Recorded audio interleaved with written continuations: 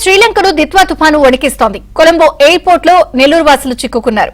7 ప్రయాణికులు అక్కడే పడిగాపులు కాస్తున్నారు. తుఫాను ప్రభావంతో విమానాల రాకపోకలు నిలిచిపోవడంతో భారత్ కు తిరిగొచ్చే మార్గం లేక 3 రోజులుగా ఎయిర్పోర్ట్ లోనే ఉంటున్నారు.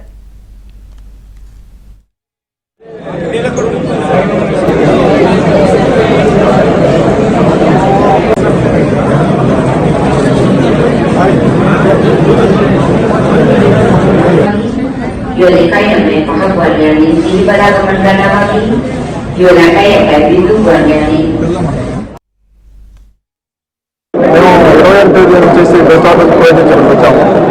తీసుకొచ్చిన తర్వాత మమ్మల్ని వచ్చి బయటగా తీసుకురామన్నా మక్కల ఎయిర్పోర్ట్ తీసుకొచ్చారు. మక్కల ఎయిర్పోర్ట్ నుంచి అక్కడే ఉండేసి సాయంత్రం బస్సులు వచ్చి మా దగ్గర మేము తీసుకొని ఆ నుంచి బస్సుకు వచ్చిన ఇక్కడ వదిలేస్తున్నాం ఉన్నాయి కొలంబోలో.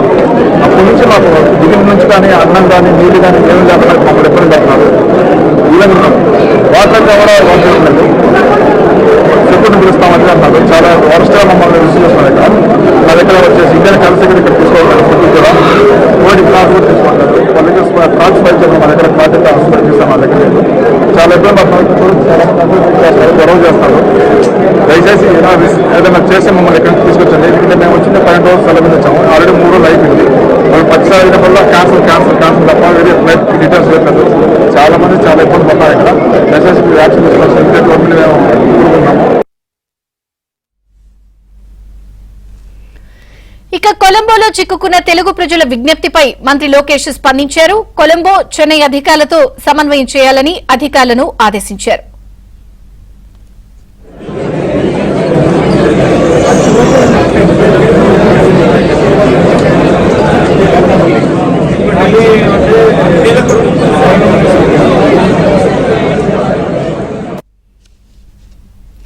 శ్రీలంకలో దిత్వా తుఫాను బీభత్సం సృష్టిస్తోంది.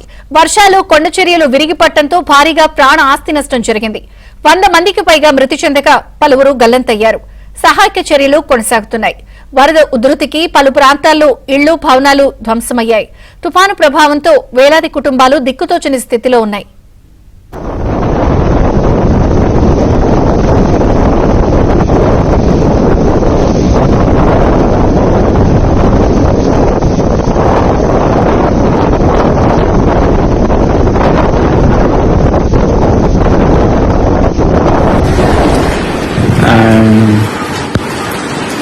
That's the Peradeniya ground.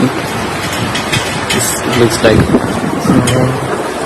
that's Mexico and Babu ground.